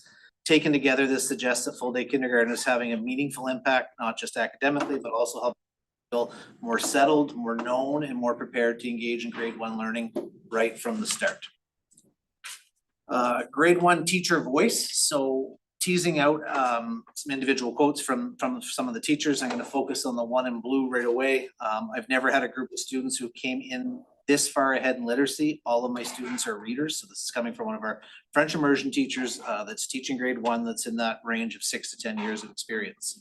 I'm just going to read that one more time. I've never had a group of students who came in this far ahead in literacy. All of my students are readers. I think that's a pretty remarkable thing to have happened in a grade one classroom. When we look at teachers' written comments, we see these patterns brought to life. Teachers repeatedly describe smoother transitions in the school year, stronger stamina for a full day of learning, and greater understanding of classroom routines. Many also noted that students are arriving stronger literacy foundations, things like letter sound knowledge, decoding readiness, and structured literacy routines. You can hear that clearly in all of the quotes above. The last three quotes that I would focus on: students are arriving with more exposure to routine, transition, recess, lunch, and the rhythm of a full school day. Before we had full day K, and having worked in elementary school the last 6 years with the half day K program, all of those things that happen in the PM that kids miss out on, we were able to take great strides to get them included in things that they happen to be in the school and the daycare. But I think we can't underestimate how much more happens in a full day than in a half day. And kids being comfortable in a school, in the rhythm of school, and taking part in all those things was noted by our grade one teachers. They also noticed stronger belonging, confidence, and comfort in the school environment. For students that are struggling, grade one teachers definitely commented on how important it is for early identification. And as I mentioned before, if we can identify the concerns early, we can start interventions and we can start to help out a lot sooner. What stands out in open-ended comments is often how teachers use the words like smoother, stronger, more ready, and more confident. This suggests that the impact is being felt both in academic programming and into the day-to-day conditions that help students succeed. English and French immersion, for people that want to compare those things, the numbers, they come out the same: 71%, 71.4, 70.6. We round up and we're all happy with 71%. At a system level, the pattern is remarkably aligned, where we do see some differences in what teachers emphasize. So English teachers tended to highlight routines, stamina, and readiness for structured literacy instruction. French immersion teachers were particularly strong in reporting students entering with strong literacy foundations, especially in oral language and vocabulary, along with a strong sense of belonging and early identification of learning needs. If you can remember last year, some of the kindergarten teachers we had up, standing right up here, would have talked about the amount of oral language in the French program that they just, it was the biggest thing that jumps off the page. In the real small print, both programs share a key gain, and that is all around learning needs identification. It's a meaningful response set across both English and French immersion programs. The overall pattern is clearly positive while still leaving room for nuance and important cautionary feedback. The next slide around the nuance and the mixed results, and the important slide to spend some time on, because an important part of this story is the impact is not uniform across all areas for all classrooms. There are several areas where teacher responses were more mixed. It says only about half of the teachers indicated they spend less time on routines and expectations. Less than half reported that students sustain engagement for longer periods. And we could probably spend a lot of time talking about why this cohort or group is maybe not sustaining engagement for longer periods. Responses were more varied when it came to emotional regulation and readiness of students with additional needs. In their comments, grade one teachers pointed to a number of factors influencing these differences. Class size, access to support staff, the level of student need within particular cohorts, and variation in students' independence, self-regulation, and developmental readiness. What this tells us is that full day kindergarten is an important condition, but it's not the only factor shaping. Teachers are reminding us that outcomes are strongest when this condition is supported by strong classroom environments, staffing, and instructional alignment. Up in the top right-hand corner, if we're looking at complicating variables that were named by our grade one teachers, once again, to this group in the room, no surprises. Poverty, class size, staffing consistency, the screen time effect of our current 6-year-olds, the increase in MLL learners, and the increase in neurodivergent diagnoses in our earliest years classrooms. I think this information gives us an important touch point to check in on in the 2026-27 school year, which will lead me to the next slide. Conditions that matter.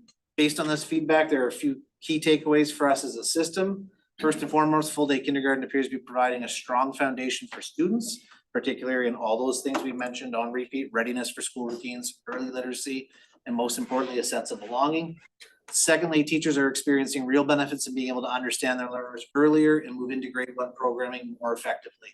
At the same time, teachers are also clear that these benefits are strengthened when certain conditions are in place. Manageable class size, access to support staff, strong alignment between kindergarten and grade one programming. So the survey not only affirms the value of full day kindergarten, it also highlights the importance of the broader system conditions that allow that value to be realized. The strongest message from our grade one teachers is kindergarten is supporting a smoother, stronger start to grade one. The benefits are showing up in routines, school comfort, literacy readiness, early understanding of student strengths and needs. At the same time, teachers are also reminding us that the gains can only be strengthened when full day kindergarten is paired with strong supports, manageable conditions, and consistent implementation. Key takeaways for the school trustees, right across 1 through 4, the program is working, that 71% number. Literacy and early identification are standout gains, both in English and French immersion. Students are benefiting from the program. And then conditions amplify or constrain the impacts. So class size, access to educational assistance, program fidelity, supports for complex needs determine how fully the gains are realized in individual classrooms. We can't lose sight of the importance to keep class sizes small in kindergarten and grade one. We need to double down on our support for kindergarten and grade one students with complex learning needs if we want to fully maximize the gains we're making in our earlier classroom. Brings me to the last 2 slides. I don't want you to think we didn't spend time with full day kindergarten teachers. On our October 1st divisional day when we were all down at the convention center, we immediately took advantage of the afternoon and had all of our kindergarten teachers meet at the René Delorme Center. We spent that time reviewing expectations for the second full year in full day K, as well as to go over the Indigenous language programming that happens in K 1, 2, and 3. At that meeting, we had 2 veteran kindergarten teachers, Margot Branda and Marnie Krimble. Margot is a Victor H.L. Wyatt kindergarten teacher, and Marnie is at Sage Creek.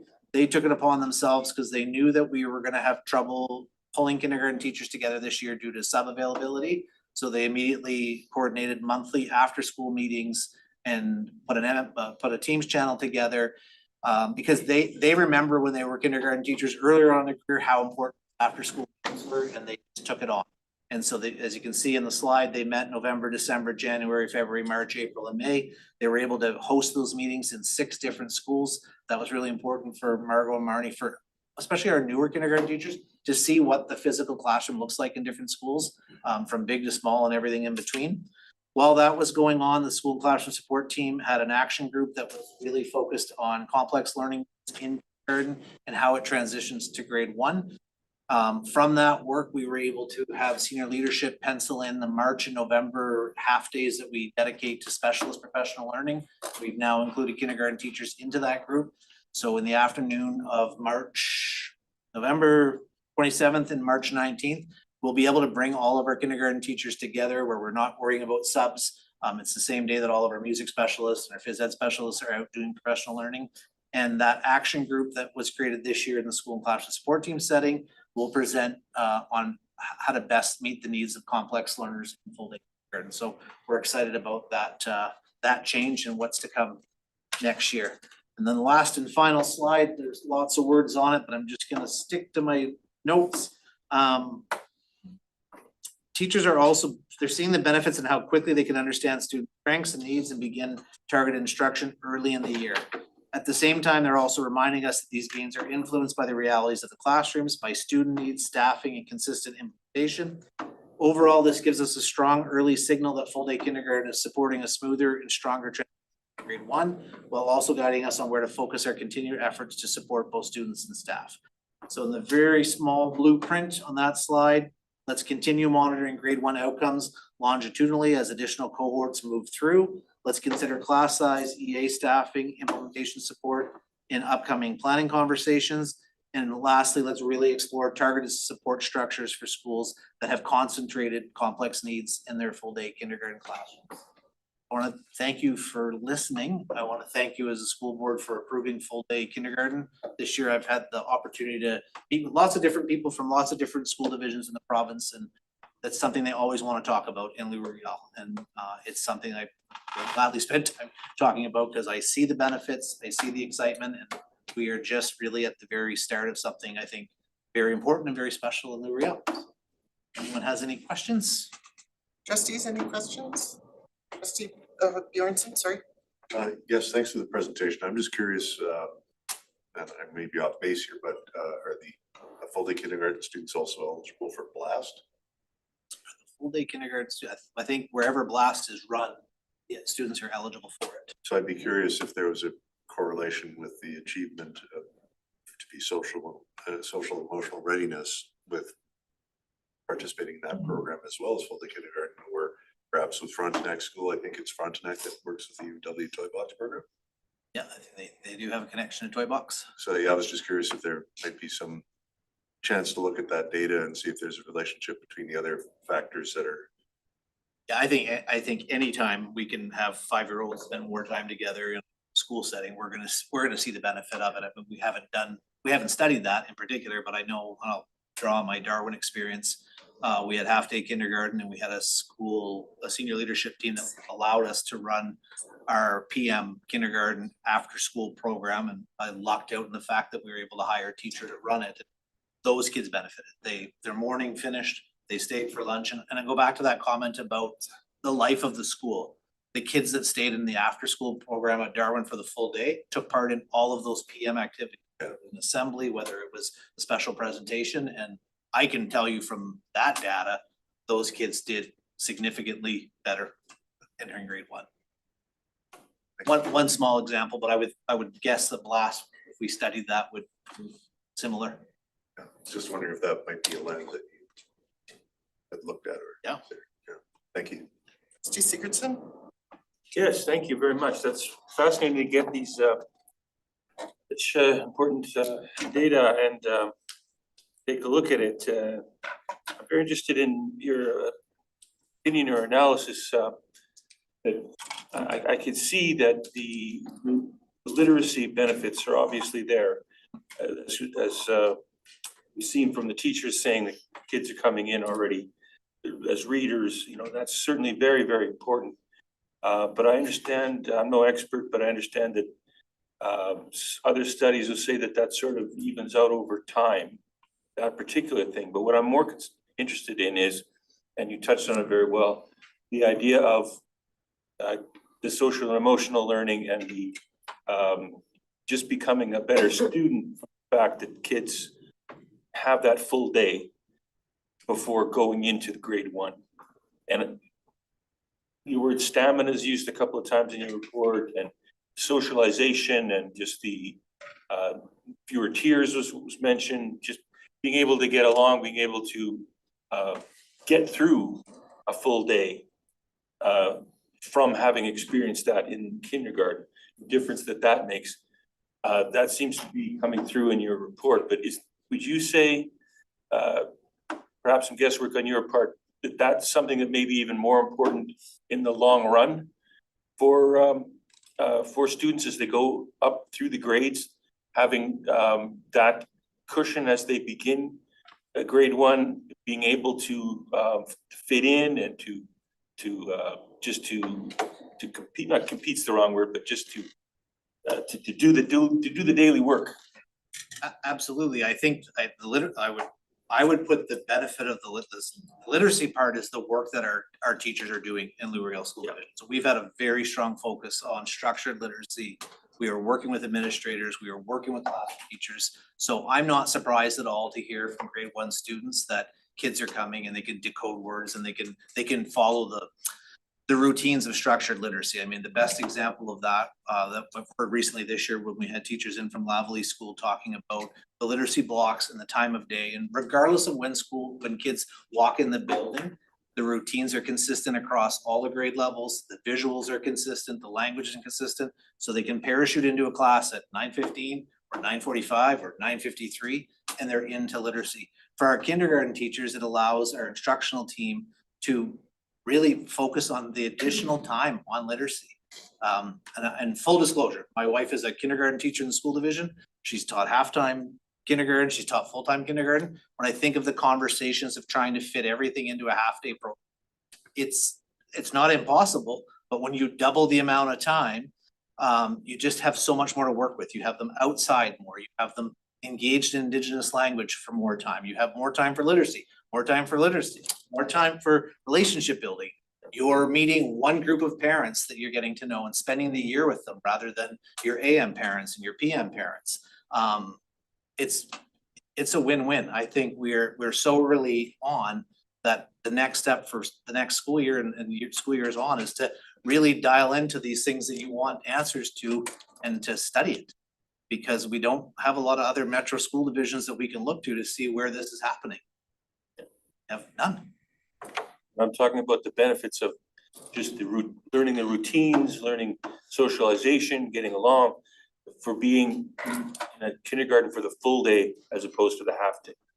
For sure, but I think that like more and more kids are coming into kindergarten without having the experience of being around other kids. Yes. And it ranges from, you're coming from a Montessori program, you're coming from a daycare program, you're coming from absolutely nothing with no siblings. And we know the impact of the pandemic, we know the impact of play dates, we know just whether, even kids in community. Do you see kids in your community out interacting with each other on the street as 5 and 6 year olds? Not as much as we did not that long ago. So I think anytime they can spend in the school, we're gonna see benefits from. And I think the teachers are doing a phenomenal job of really structuring that. We know young kids need to be outside and they need to play and they learn through play. And when we've given them more time to play, it takes some pressure off of the teachers to try to hit all of those other outcomes that they know are important as well. I'm looking at your colleague that I know teaches early years. He's not shy with his opinions, but yes, thank you very much for bringing us this information. Trustee Walker? And now my daughter will be grade 1 teacher, so I'll hear about it every day. So. I just wanted to share that I'm a grade 1 teacher. So this has been my experience. We have a full day K and I've been meeting with my kindergarten colleagues and I'm so excited to see so many kids that could already read and write and are numeric. So it's gonna make next year great because we can continue to build on that early foundational work that they're doing in spectacular. I just love teaching in a school that has full day K. It makes my job a lot easier. Are they full day K every day? Full day K every day. So that first 6 weeks goes smoother for you in grade 1? Yeah, it's seamless. It's really nice. And we had half day K up until years ago, so we've really seen the difference. I was doing intervention. I was doing balanced literacy originally, but now we're doing the structured literacy. We're seeing real gains from that too. So between doing structured literacy and having full day K, we're just seeing really spectacular results from our students. And it's really exciting as a teacher to see. All my students read. All my students know how to read. That was not. So it's just really, really positive. So, and I'm really proud of the work that all the trustees here did before I got here, making that leap to full day K. I know it wasn't an easy decision. It wasn't easy to find space, but it was worthwhile to do. Thank you. Trustee Kolachek and then trustee Palmquist. I'm just curious in regards to what the opinion or what feedback has been from the Manitoba government in regards to full day K and if there's been any progress made there and province-wide initiative instead of an LRSD initiative? I sit on a small subcommittee on mass, and I can't say I've heard an appetite to talk more about it. We're talking about before school, after school, we're talking about early childhood education, and there's a few other folks on that committee that have direct experience with full day kindergarten, but it's us talking about it, not coming the other way. Not coming the other way. Trustee Palmquist? Yeah, I wanted to acknowledge and thank you for that particular comment you made towards the end about during your answering your questions about the social interactions of kids, particularly in the outdoors. I think that much ink has been spilled about the loss and death of third places and opportunities for spontaneous meeting that affects both adults and children in particular. And I think that although it's regrettable that there's a need to sort of rebuild some of those kind of spontaneous community-based forums for interacting and socializing in an institutional formal setting as opposed to out on the streets and parks and so forth, it nonetheless is necessary and vital that work is being done. And I think that it ties in even more broadly to some of the other topics that that I'd like to bring forward and others concerning the role of our schools and their physical spaces that they occupy and the surrounding streets and communities and where our schools fit into those in creating community and creating safe communities in place and mobile and accessible communities. And I think, and although the connection between full day K and what happens outside the building may not necessarily be intuitive, I think it's very deep in there. Lastly, I would echo some of the comments about BLAST. I think that this is indicative of a broader positive direction of expanding the availability of our programming outside of really strict necessary hours. I speak to one of two members of this board who has really young kids and saying that it's vital. It's vital to have access to childcare, to have access to full day school for not just the well-being of our kids, but the well-being of parents who are struggling to survive like every day. And I think that this is a really positive direction. In particular, on the last board meeting, I think Christian's here. I wanted to thank him for his tremendous leadership in advancing this forward, and hope that we can continue that work, continuing to broaden and deepen what we can provide to families. So thank you. Thank you. Anybody else? I just want to make the observation that we get asked trustee to trustee, like trustees in other divisions to us. First of all, it was how on earth did you implement full day kindergarten from a staffing and space perspective? And now it is, how's it going? So this, what you've provided us this evening is very much timely in that when we meet those folks and they're asking, we've got some, not anecdotal, but also hard evidence to share that in behind, yes, we could do it and this is how, but this is the benefits that are being noted. So and to Trustee Kolachek's question about sharing information with the ministry, I think it would not be inappropriate for a formal communication to go to them, just saying that, after this period of time, this is what we're noticing, and again, invite them to a conversation if they're so interested. But I echo the comments around thanks and gratitude for what's being done. All right, item 9.2 is leadership team meeting from June 11th.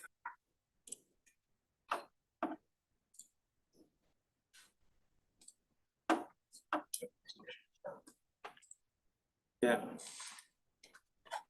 Sure.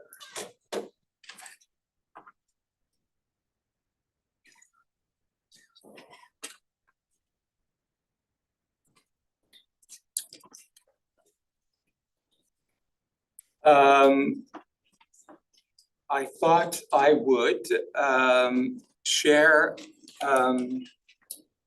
what I offered to school and system leaders when we met for the last time this school year for our monthly meeting. So you've heard me go on about project-based leadership learning for 2.5 years now. And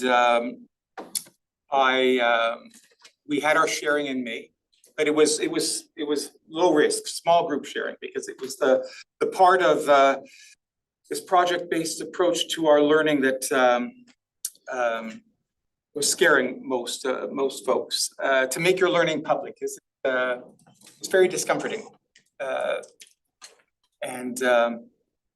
if anything, it gives us pause when we ask our students to do just that.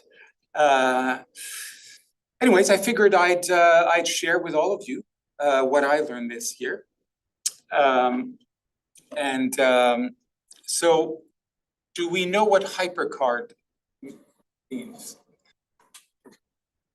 Any hands? When I say the words HyperCard, and it was one word. Bring in any bells? No. All right. Well, it's where my journey starts. So let me give you a sense of what that means. Here's what I mean by HyperCard. So I'm back to 1989 when I first started my teaching career. So my career arc has been an interesting one. I started teaching at a time when the personal computer was just starting to make its way into the classroom. And although I was resistant at first, reluctant to go there, I was soon inspired by what I found. And it was this software called HyperCard, where as a teacher in grades 7, 8, 9, I built software. It was free, it was on the computer to discover. And so it's been full circle for me in that my project-based learning this year was all about, as it has been every year, learning something new. And it was and it was technological in nature. What I learned to do this year is vibe code. So you may have heard those words talked about. And so vibe coding, that's coding with an AI, reminded me of these first forays into technology as a junior high teacher back in '89. And it's like a full circle moment for me. So over the weekend, I vibe coded this homage to HyperCard. I had to replicate what my math felt like back in the day. I'll share it with you to click and discover on your own. I'll share it with the community I've served the last many years. But I thought I'd just give you a teaser this evening.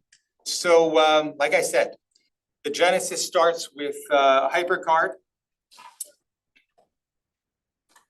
HyperCard actually inspired the internet. So the way we navigate the internet, that Netscape browser that appeared in the 90s was inspired by all of this HyperCard technology. And so I was creating these stacks using HyperTalk with my kids back in the day. And well, it eventually actually led me to having this amazing opportunity to create a high school curriculum and teach that high school curriculum when I got to Saint Vital. So what I've been experimenting with the last while as part of my project this year has been on at night and on weekends. I've like I say, I've been coding with AIs, and I've created a few apps that I'll leave behind for Jackie to decide if they are of any value, for Jackie to decide in community with others if they could be helpful. they're parting gifts, they're tools, but they're not what matters. At the end of the day, they're tools, and the gardening that they're intended to help with is what matters. And it's what we heard about all this evening. One presentation after the other about this gardening that we're all tending, each one of us. You in your governance role with your governance tools, me with this amazing opportunity I've had to be a superintendent with my management tools, and the amazing journey I've been on as a teacher, vice principal, principal, tending that garden that I know is in good hands. Some of these apps are like the self-assessment tool. It's one actually I was thinking of you. It's a tool I built that is meant to be to allow a trustee, a senior leader, or a school leader to self-assess how they're doing relative to 8 domains, grounded in Mamakawisawin and leveraging AI in helping you with that self-reflection.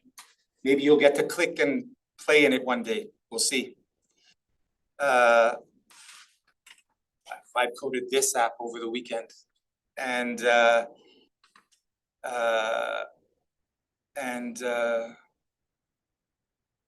so yes, here's my little offering to you in describing this amazing journey I've been on and the amazing opportunities it's afforded me. And this brave new world I'm leaving with AI on the horizon. I would be so excited to be a teacher in 2026, teaching my kids to vibe code, to create websites like the one I've just created, to create all kinds of apps in all kinds of coding languages that one no longer needs to learn. So I leave you with that. Thanks for listening, and have fun clicking when you see it appear on the website. All right, any questions about vibe code, HyperCard? My goodness. I'm curious, you've got me curious, so I'm looking forward to that. And be curious, right? I just popped up the trash actually works. You can have fun. You remember Clippy, does that ring any bells? No. All right, have fun. Thanks, Christian. I'd like to acknowledge something with respect to that. I think even just the existence of vibe coding sometimes, the fact that this is taking over in programming language is a reminder sometimes, I think, of what our role is and in the culture and that we've been pursuing in public education, that none of us here in this room can predict what are the tools or skills that young people are going to need in the world of 5 years, 10 years, 20, 30 years from now. Typing speed was what I think that the leaders of when I was young anticipated was going to be a vital skill. And although it's certainly not, doesn't hurt, it wasn't the thing. And so I think that a lot of what we do in the LRSD here is in keeping with that, which is that general open-ended socialization, creativity, critical thinking. And those are the things that can be of application no matter what the future holds for the workforce and the culture of the next 10 or 20 or 30 years. Yep, well said. I was graffitiing my work while you were talking. Did you notice? What? Yes, look, I got all the tools working like on my Mac. I'm impressed. Okay. This is all of us trying to keep up, right? All right, switching topics. Dial in for that or? It does make sounds. I decided not to play those because it would have gotten funky here. Right? Too many echoes. But you'll hear those sounds, you'll see. Item 9.3, J.H. Bruns Collegiate meeting on 12th with school admin and some architects and the planning branch. Okay, well, I've stopped sharing so that our secretary treasurer can share. So it's been exciting. We've had the secretary treasurer, school admin, senior leadership. We've had some great meetings of late, planning with the architects and the school space planning branch in government. And so I'm excited that I'm able to share publicly where the planning has gotten us. And it's for you to know that on Monday, June 29th, 29th, do I have that right? We will be sharing with students and staff at J.H. Bruns Collegiate, bringing them into exploring these schematics together in anticipation of the fall and bringing in the larger community, families and the larger community to continue working on the plans. So you see here J.H. Bruns Collegiate, the existing footprint, and you then see us go deeper into the grayed out zone is the zone of construction and deconstruction. If we continue on, we have how those spaces will fill with classrooms on the main floor, a fitness center, a student commons, admin offices. The theater will also get some work done, and the graphic arts space. To give you, and of course we're moving. So we're creating where there's just one floor of space, 2 floors of space. So this is the second floor, more classrooms, student services areas, the washrooms on both levels as well, and more student commons space. To give you a sense of volume, we have these views into these spaces that help you see depth, and to see volume, we have a series of slides that help you see that main floor, new construction addition, and second floor new construction and addition. So I'm excited for us, the community. It's great to see this all coming together with government. And I'm excited for the future in LRSD. Steve, any questions? Great, thank you very much. Seeing no questions, that takes us to 9.4, the North Pine Foundation Agreement. Yes, so you've heard me speak to you in about the North Pine Foundation, and this has been a year-long journey that we can now make public. So you're going to see co-designed with North Pine a public announcement soon on our website. So the North Pine Foundation has agreed to investing over $2 million to expand our before and after school, you heard it referenced this evening, BLAST, tied directly to our adult learning program offering. So these dollars will, in real terms, mean that between 48 and 64 parents will be able to complete their education or move into employment with our support and the support of these dollars, and provide care for up to 128 children across the day at no cost. So I'm so excited that what I had spoken to you that I'd been working on for a year has finally come to fruition before I leave. Questions on this one? Trustee Nordheim. Is there a focused area of our school division that, or is that going to be kind of Rennie Delorme North and South as a focus? well, wherever the need presents, this is where we are going to connect with family. But it's going to involve the work we do ATC to train adults and through BLAST, what we offer in terms of childcare. Thank you. Sorry, child minding. Any other questions? Yes, that's a nice piece to be able to wrap up, and it will certainly be a game changer for us, for families, so thank you for your work on that. Item 9.5, workplace safety and health fourth quarter report through the superintendent to Assistant Superintendent Gunther. Thank you. I'm grateful to have Teresa Niedermeyer here again this evening. She will bring the report for as the. Thank you for having me here this evening. During the fourth quarter, the Workplace Safety and Health Committee met to share updates, reflect on recent safety activities, and continue strengthening workplace safety across the division. A key highlight was the demonstration of a prototype of an enhanced online employee incident reporting form. Committee members reviewed the draft and provided feedback, recognizing this milestone as an important step toward clearer reporting, improved data quality, and stronger learning from incidents and near misses. This work reflects the value of collaboration and staff input in enhancing safety processes.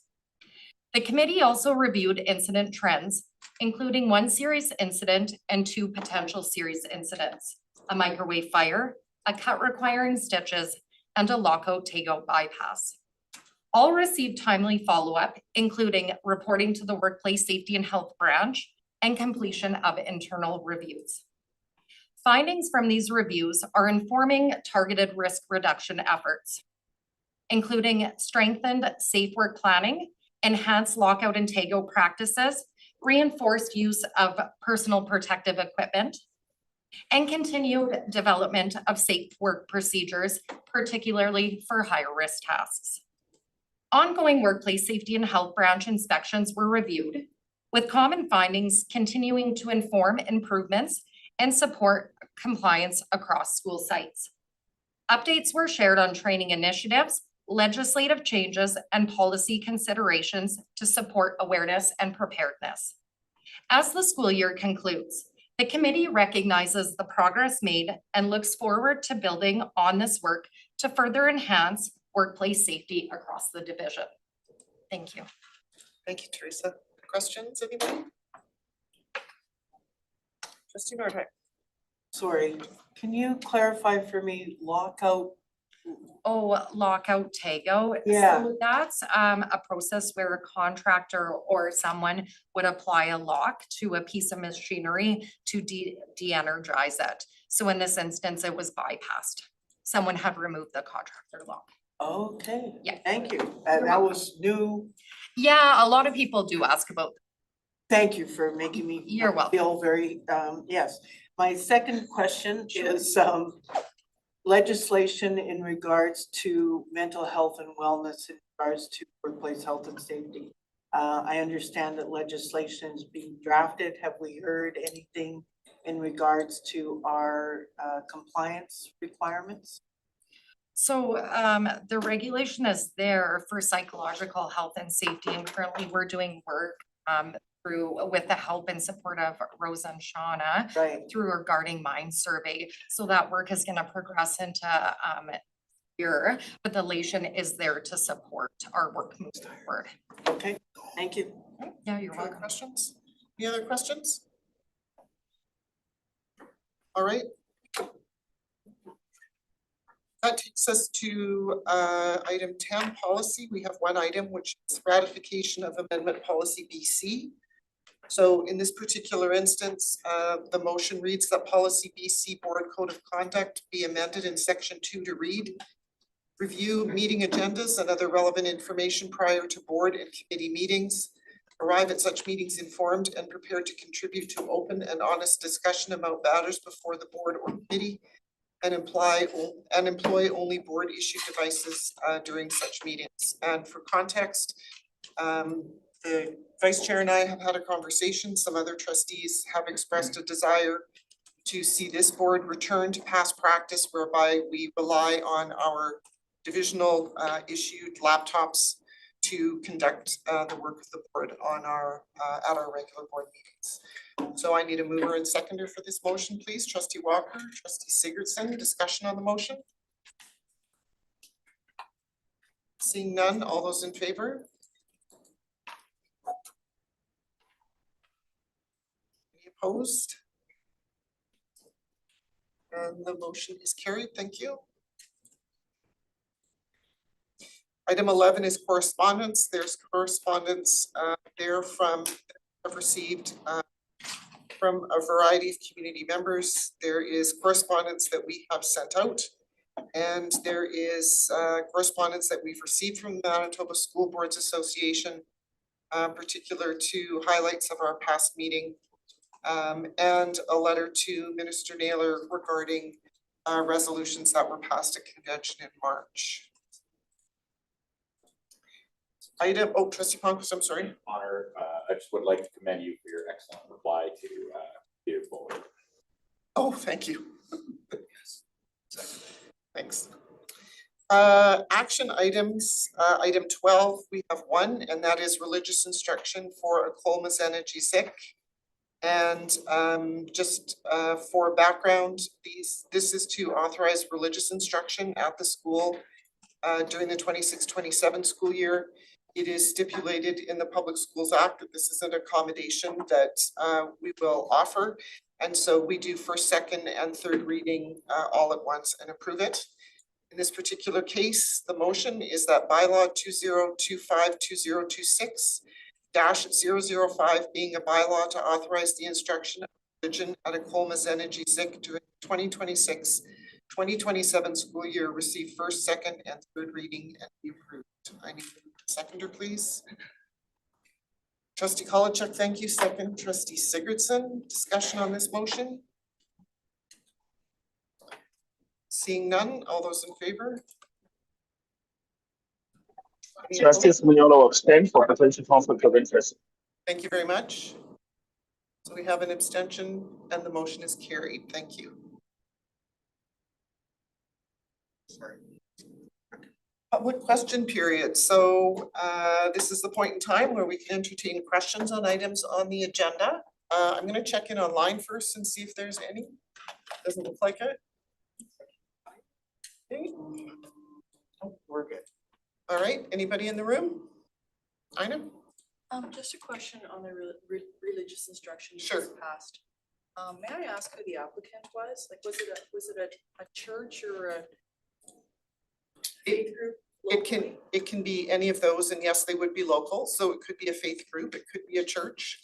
It could be a group of parents that are just coming together. May I ask if it's a group, if it is, I think Shamrock a year ago, it was a program called Discovery Time, which is offered by the CEF. I'm just curious if it's the same group. No, not this time. Okay. Okay, sorry, you're quicker there on the button than I am with checking the agenda item. Yeah. Okay. Fair enough, thank you. Okay. Mr. McGurn? Just on behalf of Louisville People's Association, I want to say thank you very much to Christian for his service. Nothing but the best retirement on summer, and September will seem a little weird, but thank you very much for everything you've done, and look forward to seeing you tomorrow. Yes, I will then take this opportunity on behalf of the board to extend our gratitude and our best wishes for whatever comes next. You're closing one door, but I suspect there are many, many that will be opening for you. And we wish you lots of time with HyperCard and what was the other one? Vibe coding. Sorry? Vibe coding. Vibe coding, HyperCard, and all the other things that you've got planned. You are a resident of the division, so of course you are more than welcome to attend the meeting anytime you wish, in person, online, and you can find the process to register for these meetings within the board documents, and we would welcome you, certainly. So all the best to you, and this is your last board meeting of your career, and it ends here at 8:45 on I think a sunny Tuesday evening. So with that, we're adjourned.